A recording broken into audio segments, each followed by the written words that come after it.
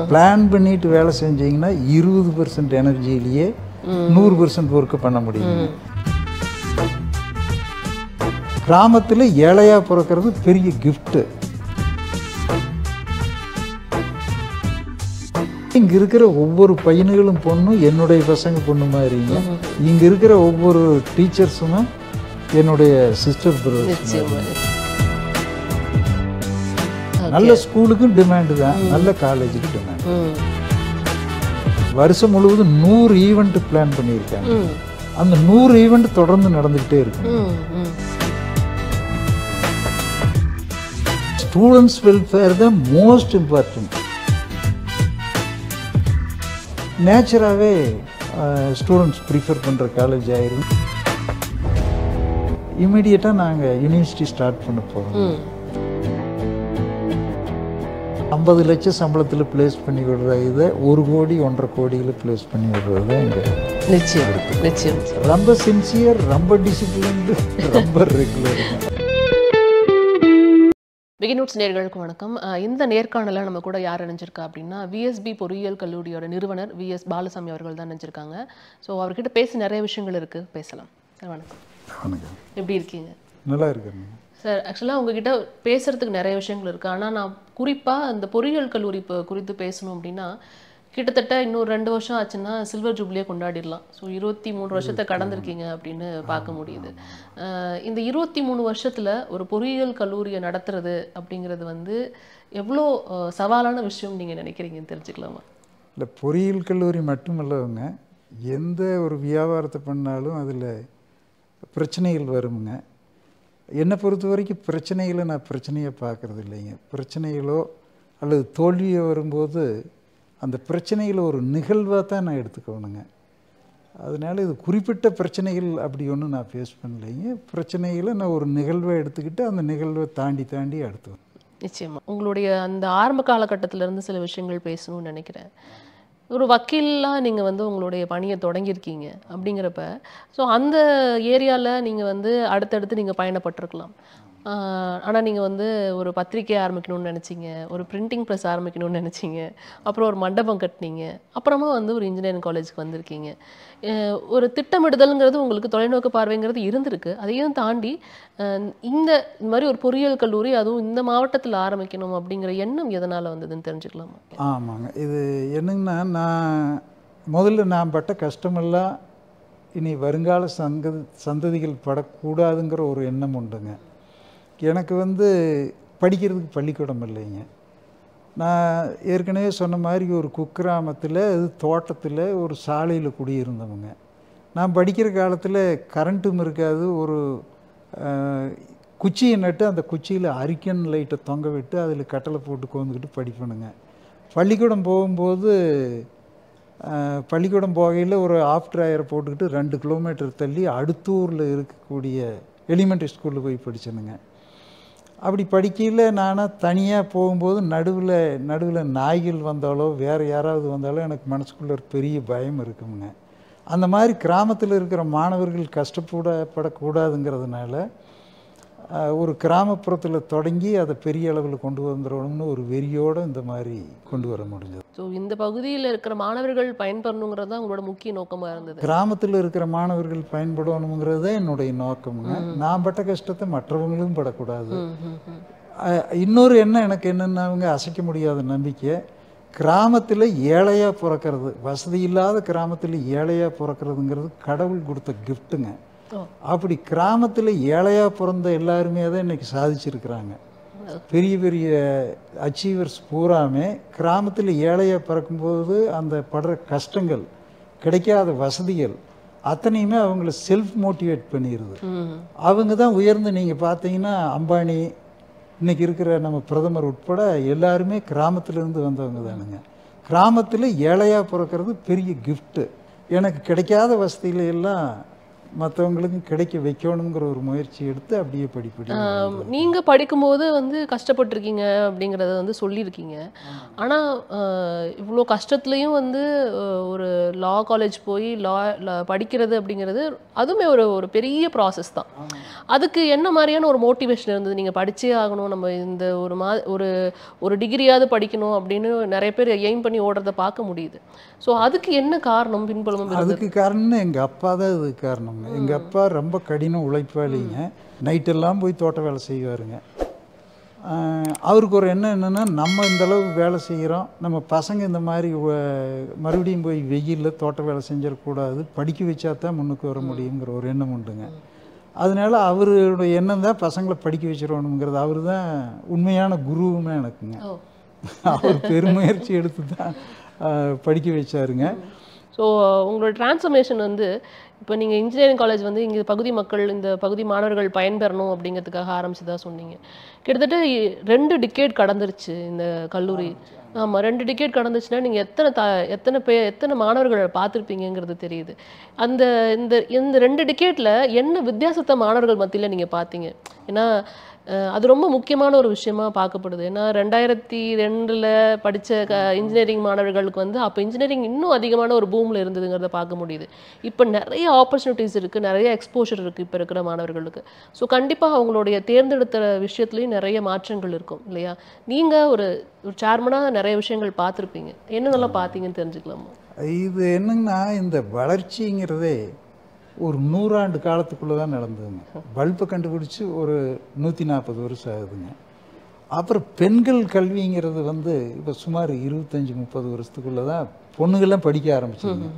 அதுக்கு முன்னாடி பொண்ணுங்க படித்து என்ன ஆக போகுது, பொண்ணு கல்யாணம் பண்ணி கொடுக்குறதான்னு சொல்லி படிக்க வைக்கவே மாட்டாங்களுங்க. முதல்ல பாவாடை தாவணி போடாத பொண்ணுக்கு வெளியில் வராதுங்க. இப்போல்லாம் பெரிய மாற்றங்கள் ஏற்பட்டு போச்சு. அப்போ செல்ஃபோனுங்கிறது கண்டுபிடிச்சே இப்போ குறைஞ்ச நாள் தேவைதுங்க. அது மாதிரி முதல்ல இருந்ததுக்கு இப்போ நிறைய வித்தியாசங்கள் இருக்குது. அப்போ மாணவர்கள்னால் அப்போ இருந்த மாணவர்களுக்கு இப்போ இருக்கிற மாணவர்களுக்கு நிறைய வித்தியாசங்கள் இருக்குதுங்க.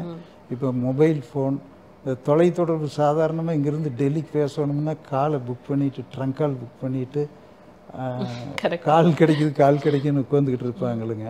இப்போல்லாம் இங்கேருந்து யூஎஸ்ஏவுக்கு டக்குன்னு ஒரே நிமிஷத்தில் பேச முடியுதுங்க. அதே மாதிரி அப்போ இருந்தவங்க கட்டுப்பாடு இருந்ததுங்க. பெற்றோர்கள் எப்படி முக்கியமானவங்க, ஆசிரியர்கள் எப்படி முக்கியமானவங்கிற அந்த பாடத்தை முதல்ல சொல்லி கொடுத்தாங்க. இப்போ அதையெல்லாம் சொல்லி கொடுக்காதனால பெற்றோர்களுடைய சொல்கிறதையெல்லாம் பசங்க கேட்கறது இல்லைங்க. அது காரணம் அதை டீச் பண்ணாது தான் காரணங்க. பெற்றோர்கள் குழந்தைகளுக்கு எந்த அளவு கஷ்டப்படுறாங்க அப்படிங்கிறது அது குழந்தைகளுக்கு தெரியறது இல்லைங்க. அது சொல்லி கொடுக்கறதுக்கு ஒருத்தரும் இல்லை. அதுதான் காரணமுங்க.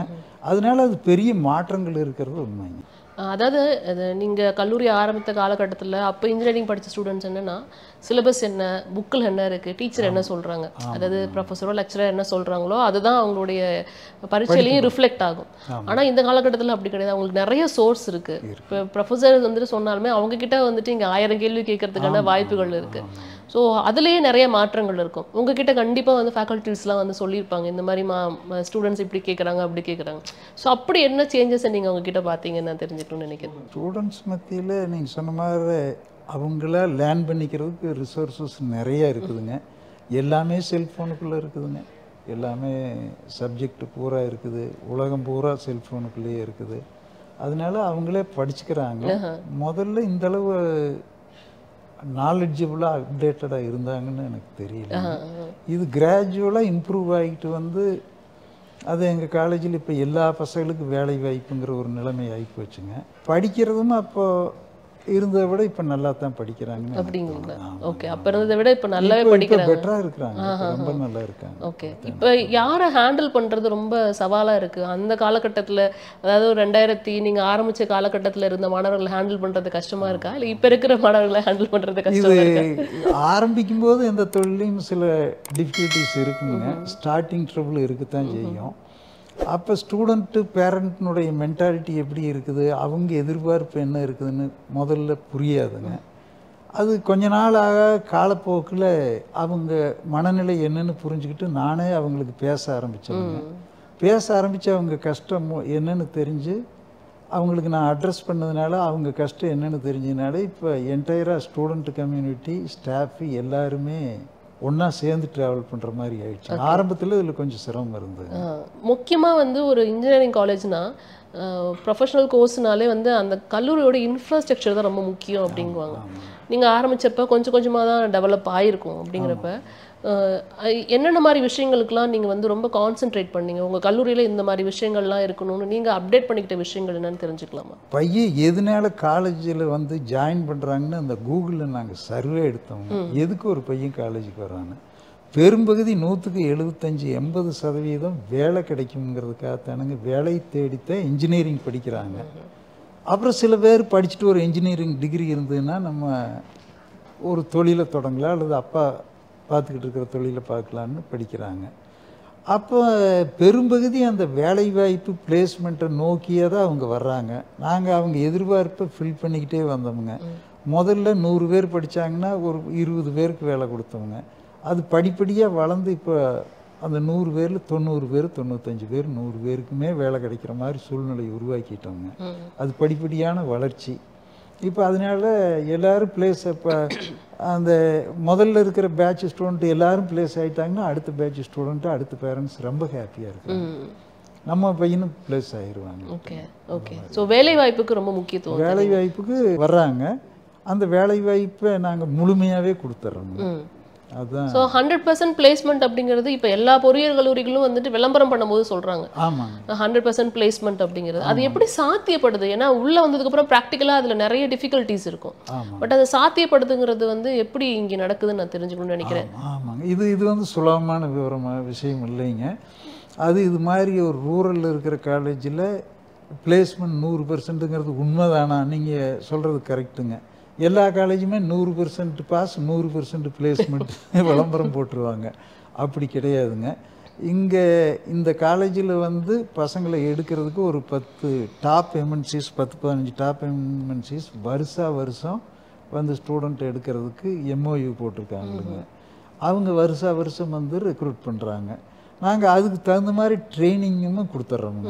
இப்போ வந்து சிலபஸ்லேயே அவங்க எதிர்பார்க்குறது என்ன, ஆப்டிடியூடுங்க, கோடிங், சாஃப்ட் ஸ்கில் இந்த 3 ஸ்டூடெண்ட்ஸ்க்கு இருக்குதாங்கிறத மெயினாக பார்க்குறாங்க. அந்த மெயினாக அந்த 3க்குமே ட்ரைனிங் கொடுக்குறத நாங்கள் ரொம்ப ஃபோக்கஸ் பண்ணி கொடுக்குறோங்க. சம்மர் சீசனில் ஸ்டூடெண்ட்டை கேம்பஸுக்குள்ளேயே தங்க வச்சு அந்த ஒரு மாதமும் ஃபுல் அண்ட் ஃபுல்லாக மார்னிங் டு ஈவினிங் ட்ரைனிங் கொடுப்போங்க. ஓகே. ஆனால் விடாத ஸ்டூடெண்ட்டு கோஆப்ரேட் பண்ணுவாங்க. நாங்களும் ஈவன் தீபாவளி அன்னைக்கு கேம்பஸ் இன்டர்வியூ இங்கே நடக்குங்க.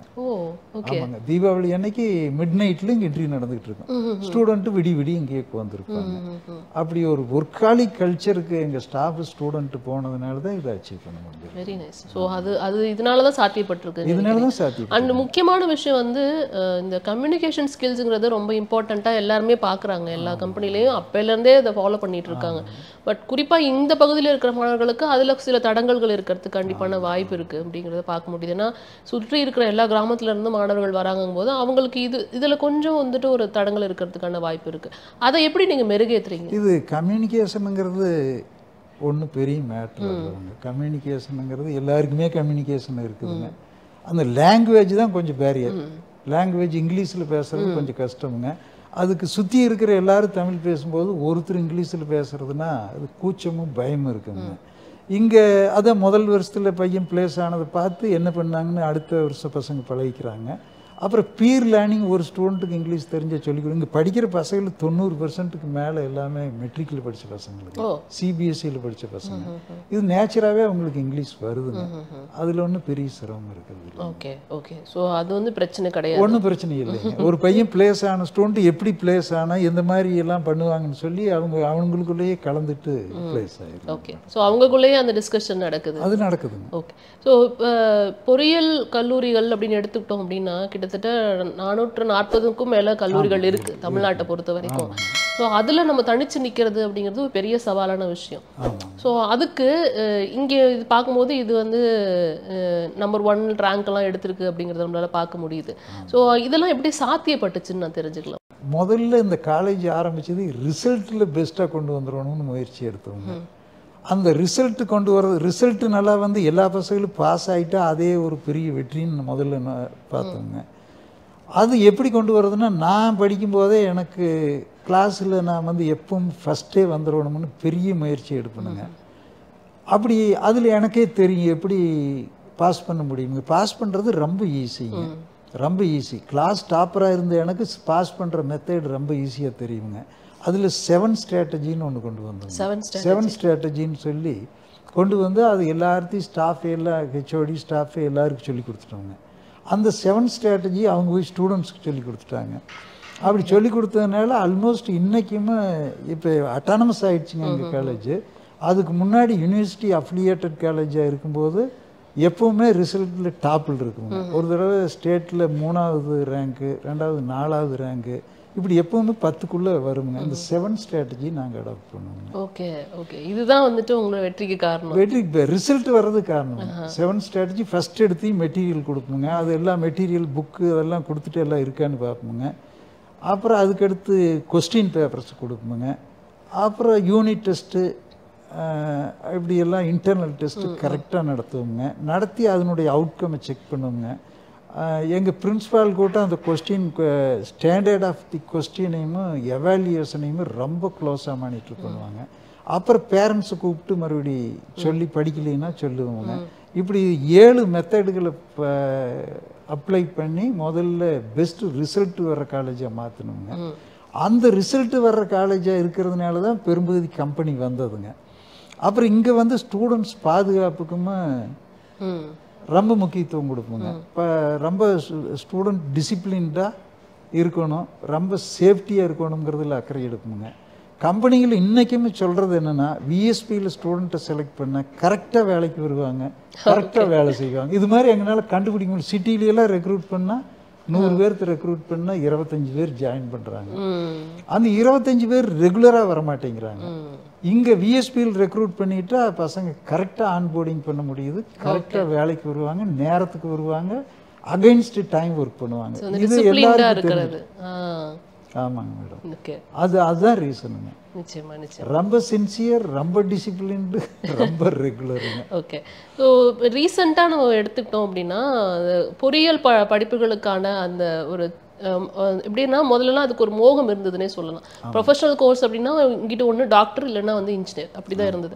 பட் இப்போ அதிகரிச்சுக்கிட்டே இருக்கிறத பார்க்க முடியுது. பொறியியல் படிப்புக்கான மோகம் கொஞ்சம் குறையுது, அதை தாண்டி நிறைய இருக்குன்னு மாணவர்கள் அதை நோக்கி போக ஆரம்பிக்கிறாங்க அப்படிங்கிறத நம்ம பார்க்க முடியுது. ஆனால் இது ஒன்லி வந்துட்டு ஒரு நியூஸ் தானா, இல்லை நிஜமாலே மோகம் குறைஞ்சிருக்கு நீங்கள் நினைக்கிறீங்களா? இல்லை, எதுக்குமே எப்பவுமே மோகமே குறையாதுங்க, எல்லாமே நல்லா இருக்கும். ஒரு கோயில் ரொம்ப நல்லா இருந்ததுன்னா அங்கே கூட்டம் இருக்குங்க, ஒரு ஹோட்டல் நல்லா இருந்ததுன்னா அங்கே கூட்டம் இருக்கும், ஒரு பிக்னிக் ஸ்பாட் ரொம்ப நல்லா இருக்குன்னா அங்கேயும் கூட்டம் இருக்குங்க. அதனால நல்ல இடம்தான் கிடைக்காமதே அலையிறாங்களோ ஒழிய ஸ்டூடெண்ட் கிடைக்காம அலையில. நல்ல ஸ்கூலுக்கும் டிமாண்டு தான், நல்ல காலேஜுக்கு டிமாண்டு.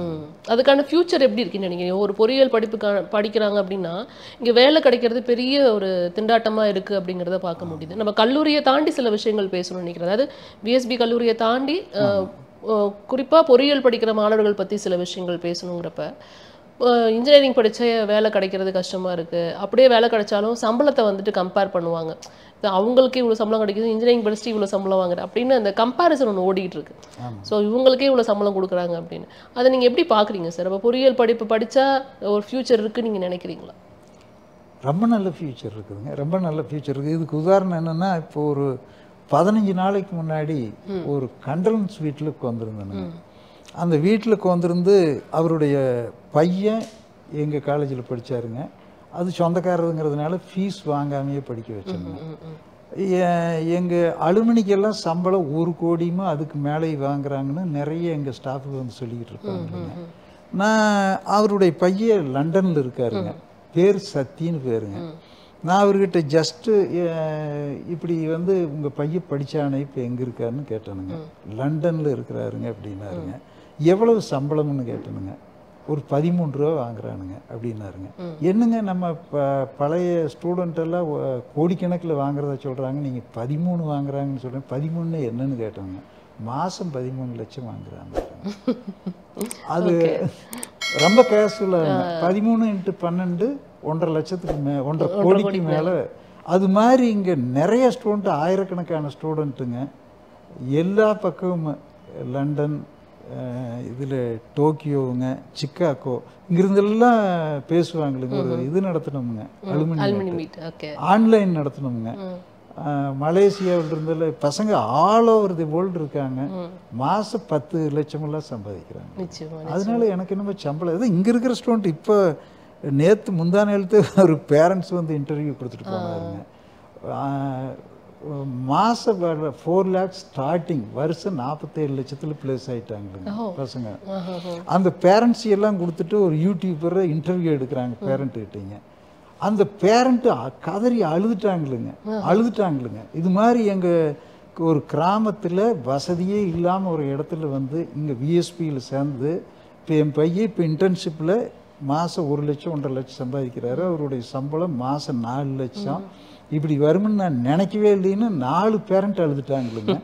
அதில் ஒரு பேரண்ட் சொன்னாருங்க, என் பையனுக்கு 4 லட்சம் மாத சம்பளத்தில் சேர்ந்தது எங்கள் ஊரே சேர்ந்து கொண்டாடணும் அப்படின்னு. அதனால பையன் நல்லா படிச்சாங்கன்னா வேலை நிறைய இருக்கு. நல்லா படிக்கிறதும் சரி, நல்ல கல்லூரியை செலக்ட் பண்ண வேண்டிய கட்டாயமும் இருக்கு. இது ரொம்ப முக்கியம். டீச்சிங் லேர்னிங் ப்ராசஸையும் நாங்கள் ரொம்ப பார்ப்போங்க. ஓகே, இங்கே வந்து முதல்ல ப்ரிப்பரேஷன், கோர்ஸ் ஃபைல் ப்ரிப்பரேஷன்லேருந்து ஆரம்பிச்சுங்க. அதை வந்து ஸ்டாஃப் ப்ரிப்பேர் பண்ணுவாங்க. பல காலேஜில் இந்த சிஸ்டத்தையே ஃபாலோ பண்ணுறது இல்லைங்க. என்னத்தை டீச் பண்ணணுங்கிறத செமஸ்டர் முதல்லையே ஆரம்பித்து ப்ரிப்பேர் பண்ணிடுவாங்க. அதை ஹெச்ஓடி பிரின்ஸிபால் வெரிஃபை பண்ணுவாங்க. அந்த கண்டென்ட்டை போய் டெலிவரி பண்ணுறது பிரின்ஸிபால் உள்ளே போய் சுற்றி பார்ப்பாங்களுங்க. அப்புறம் கொஸ்டின் செட்டிங், எவால்யூஷன் ஸ்டாண்டர்டாக இருக்குதான்னு பார்ப்பாங்க. ஸ்டூடெண்ட்ஸ் ஃபீட்பேக்குங்க, ரெமடியல் ஸ்டெப்பு தொடர்ந்து நடந்துக்கிட்டு இருக்குங்க. அதனால ஸ்டூடெண்ட்டுனுடைய அந்த டீச்சிங் லேர்னிங் ப்ராசஸும் ஸ்ட்ராங்காக இருக்குங்க, ஸ்டூடெண்ட்டும் ஸ்ட்ராங் ஆகிடும். Very nice. இப்போ ஃபேக்கல்ட்டிஸ்ன்னு எடுத்துக்கிட்டோம் அப்படின்னா, சில கல்லூரிகள் எல்லாம் பார்க்க முடியும். அப்போ தான் வந்துட்டு இன்ஜினியரிங் படித்து முடிச்சிருப்பாங்க. ஸோ வந்துட்டு இல்லைன்னா அடுத்ததாக எம்இ போட்டிருப்பாங்க, அவங்களே வந்து ஸ்டாஃப் ஆக்கிடுவாங்க. அப்படிலாம் பார்க்க முடியும். பல பொறியியல் கல்லூரிகள் அதெல்லாம் பார்க்க முடியும். ஸோ ஃபேக்கல்ட்டிஸை பொறுத்த வரைக்கும் நீங்கள் எவ்வளோ ஸ்ட்ரிக்டாக இருக்கீங்க சார்? நாங்கள் இப்போ வந்து இதில் ஒரு பெரிய ப்ராப்ளம் என்னங்கன்னா, எலிமெண்ட்ரி ஸ்கூலில் டீச்சர் ஆகணும்னா டீச்சர் ட்ரைனிங் முடிச்சிருக்கணுங்க. ஹைஸ்கூலில் டீச்சராக இருக்கணும்னா பிஎட் அல்லது எம்எட் படிச்சிருக்கணுங்க. என்ஜினியரிங் காலேஜில் டீச்சர் ஆகணும்னு ஒன்றுமே படிக்க வேண்டியது இல்லைங்க. எம்இ முடிச்சிருந்தா நேராக வந்து டீச்சராக வந்துடலாங்க. இவங்களுக்கு ஒன்றுமே டீச் பண்ண தெரியாது. ஸ்டூடெண்ட்டு அதை விட தெரிஞ்சு வச்சுருப்பானுங்க. இப்போ கூகுள் லேர்னிங் அது இதெல்லாம் இருக்கிறதுனாலங்க. அதனால நாங்கள் ஸ்டாஃபை சேர்த்தோடனே அசஸ் பண்ணுவோங்க. பிரின்ஸிபால் ஹெச்ஓடிகள் அங்கே வந்துக்கிட்டு அப்புறம் டீச் பண்ண சொல்லுவோம். கிளாஸில் போய் டீச் பண்ணுறது கண்டினியூஸாக மானிட்டர் பண்ணிக்கிட்டே இருப்பாங்க. சரியாக டீச் பண்ணல, ஃபீட்பேக் சரியில்லைன்னா மறுபடியும் ட்ரைனிங் கொடுத்து மறுபடியும் கிளாஸ் எடுக்க சொல்லுவாங்க. இப்படி தொடர்ந்து கண்டினியூஸாக பார்த்துக்கிட்டே இருப்பாங்க. அதனால டீச்சரை நாங்களே கிரியேட் பண்ணிக்குவோங்க. ஓகே, ஸோ நீங்கள் செலக்ட் பண்ணி அவங்களுக்கு தனியாக ஒரு அசஸ்மெண்ட் வைக்கிறீங்க. அசஸ்மெண்ட் படித்து திரும்ப ஃபாலோ பண்ணிக்கிட்டே இருந்து கோர்ஸ் ஃபைல் எழுத வச்சு அவங்க நல்ல டீச்சராக கிரியேட் பண்ணிடுவாங்க. அதுதான் நாங்கள் பண்ணுறோம். Okay sir. நீங்கள் வந்து ஒரு மோட்டிவேட்டடாக வந்து டெய்லி இயங்குறீங்க. இப்போது உங்களுடைய, எனக்கு தெரிஞ்சு நான் கேள்விப்பட்ட வரைக்கும், எந்திரிக்கிறீங்க, என்ன பண்ணணும்னு எழுதிட்டு ப்ரையாரிட்டைஸ் பண்ணிட்டு தான் உங்களுடைய நாளை தொடங்குறீங்க அப்படிங்கிறதெல்லாம் கேள்விப்பட்டோம். நம்ம இப்படி இருக்கிறது வந்து பெரிய விஷயம் இல்லை. ஆனால் நம்மளோட டீமும் அதே மாதிரி இருக்கணும். நம்மளுக்கு கீழே இருக்கிறவங்களும் அது மாதிரி ஒர்க் பண்ணணும். ஸோ அப்படிங்கிறப்ப நீங்கள் அந்த டீமை எப்படி ஃபார்ம் பண்ணீங்க?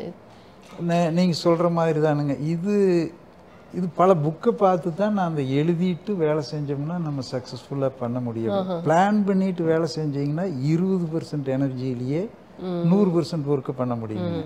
பிளான் பண்ணாத வேலை செஞ்சிங்கன்னா 100% வேலை செய்ய வேண்டியது. அதனால நான் ரொம்ப காலையில் 4 மணிக்கே எழுந்திரிச்சு ப்ரிப்பேர் பண்ணிட்டுங்க. 4 மணிக்கே எழுந்திரிச்சிருவேனுங்க. எழுதிட்டு நோட்டில் எழுதிடுவேனுங்க என்னென்ன ஒர்க்குன்னு சொல்லி. அந்த ஒர்க்கை ஈவினிங்குள்ளே செஞ்சு முடிச்சிடுவேனுங்க.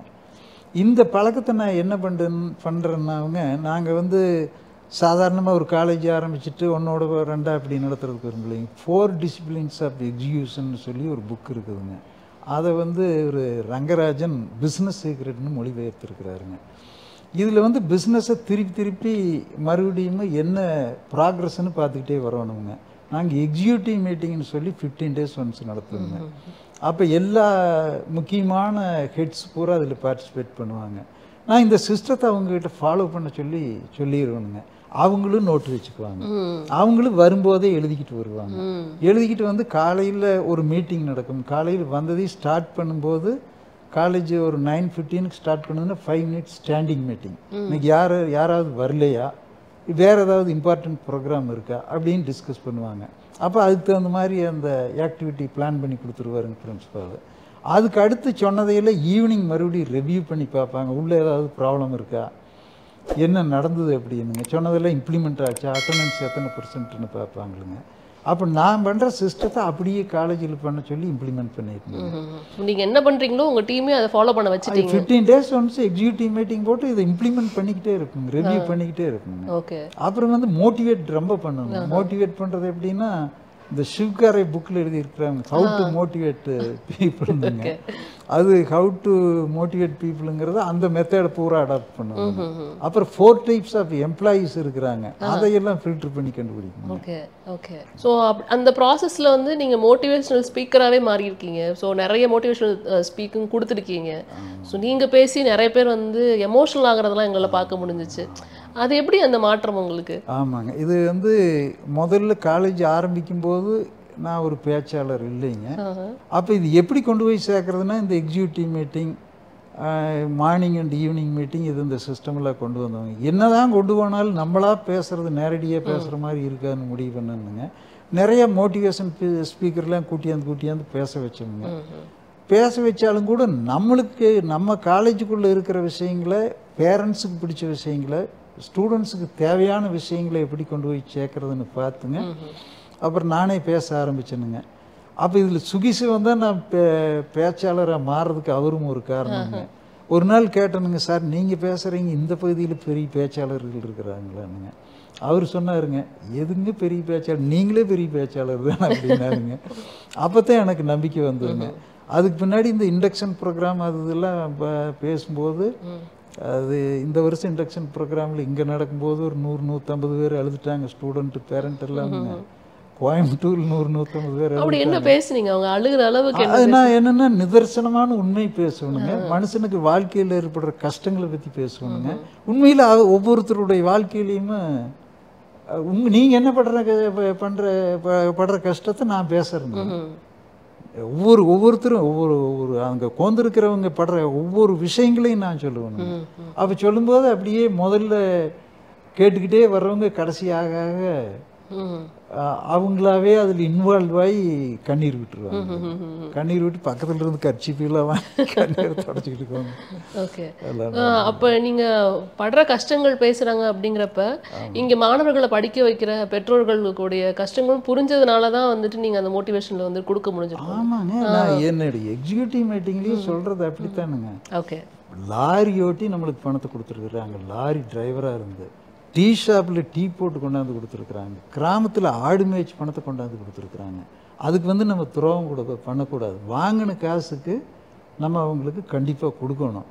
அதனால ஸ்டூடெண்ட்ஸ் வெல்ஃபேர் தான் மோஸ்ட் இம்பார்ட்டண்ட்டு. நம்ம இது கிடையாதுங்க. அவங்க தான் நம்ம கன்சியூமர், அவங்க தான் நம்மளுக்கு சாப்பாடு போடுறாங்கிறத மறந்துடாதீங்கன்னு முதல்ல சொல்லணுங்க. நீங்கள் சொல்லும்போது சொன்னீங்க அந்த பேரண்ட்ஸோட பேக்ரவுண்ட்லாம் தெரிஞ்சு வச்சுருக்கீங்க. எல்லா பேரண்ட்ஸினுடைய பேக்ரவுண்டுமே நம்ம, அது இந்தியன் பேரண்ட்ஸு, ஸ்டூடெண்ட் அவங்களுடைய குழந்தைங்க தானுங்க அவங்க லைஃபே. குழந்தைங்க தான் லைஃபே.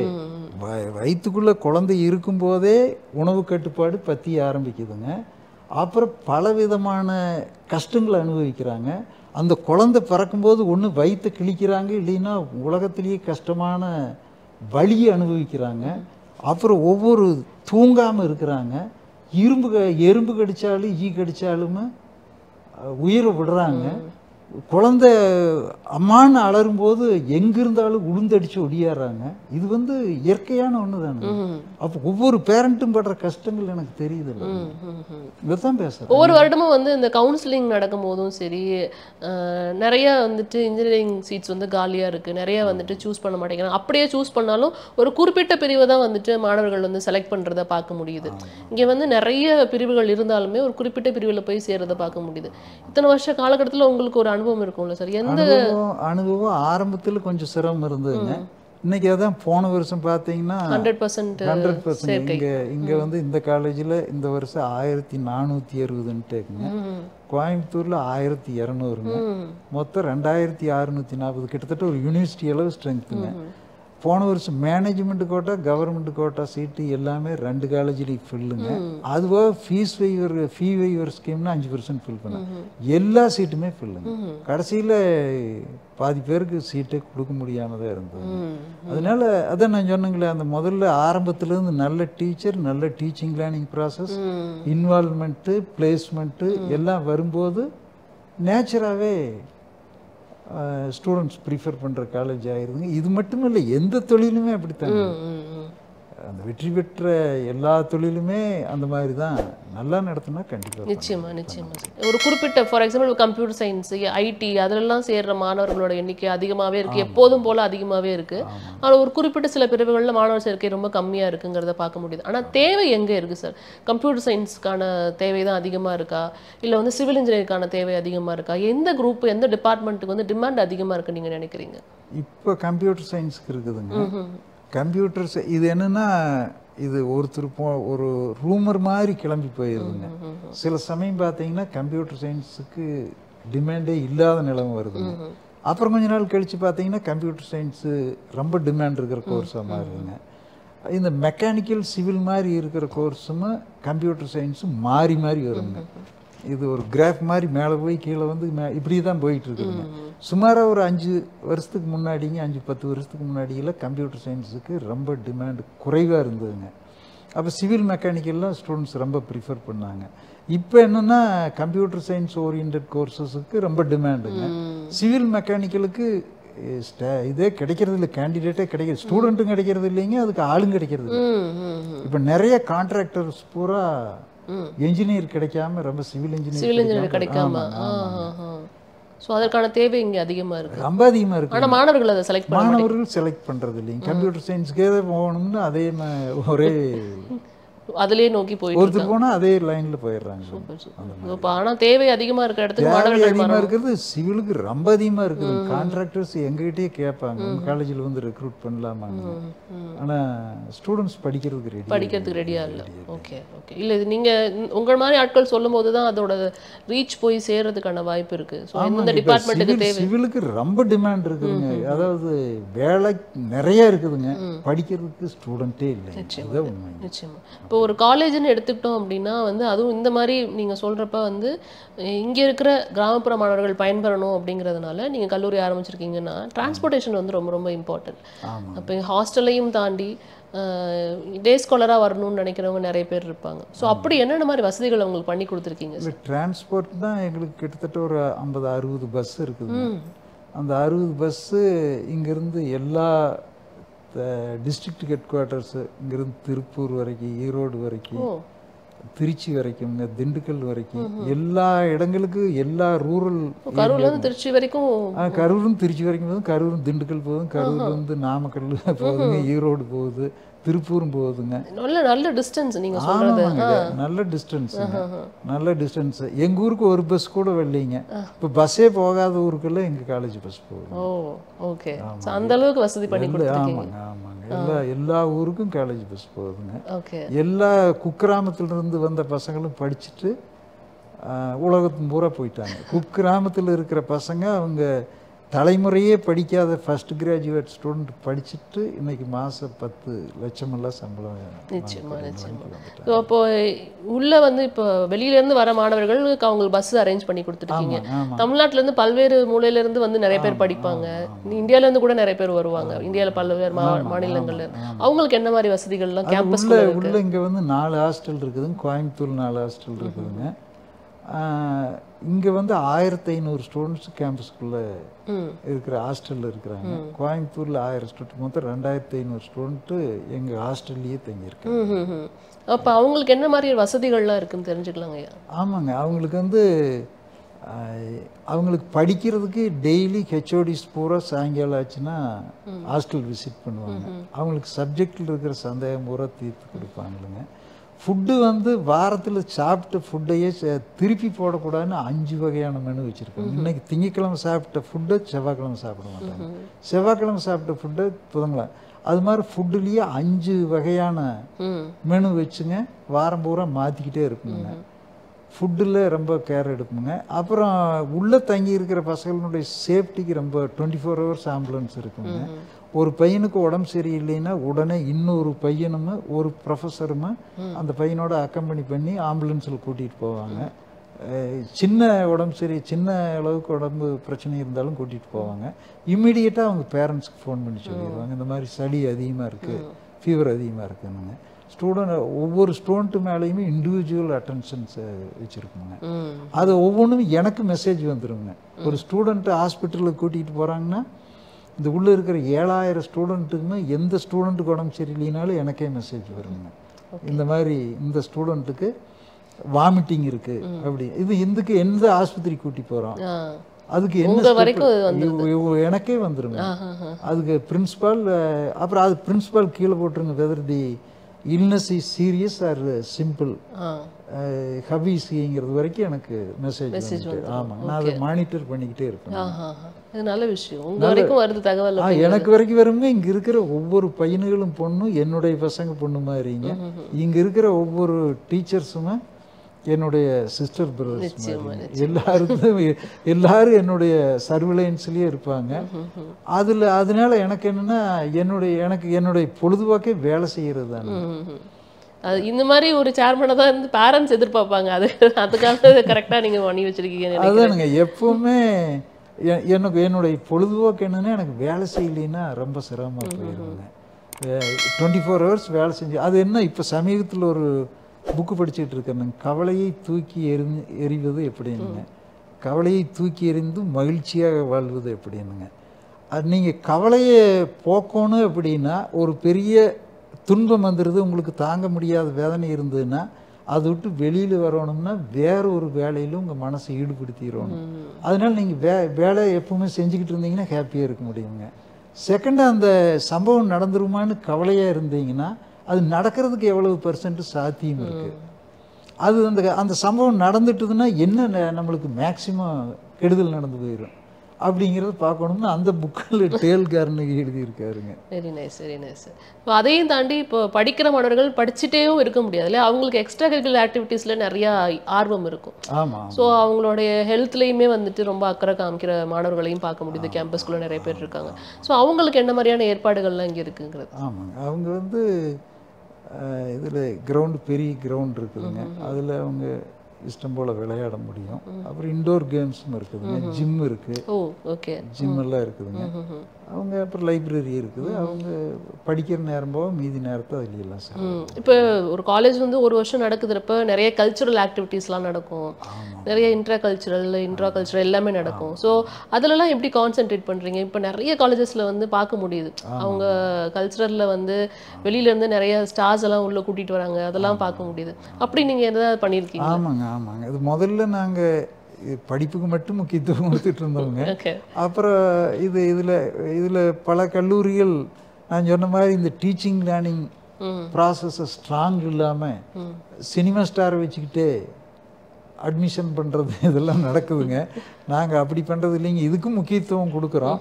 இங்கேயும் நிறைய ஸ்டார்ஸு, கார்த்தி, சேரன், சாருகாசன், அப்புறம் போன வருஷம் ரியோராஜ் வந்தாருங்க. அங்கே கோயம்புத்தூரில் ஒரு சுந்தர்ராஜன் வந்தாருங்க.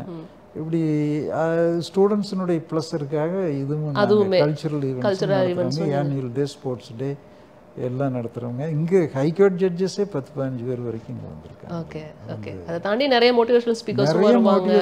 எல்லாருமே ஸ்பீச் அது இண்டக்ஷன் ப்ரோக்ராமே ஒரு வாரம் நடக்குங்க.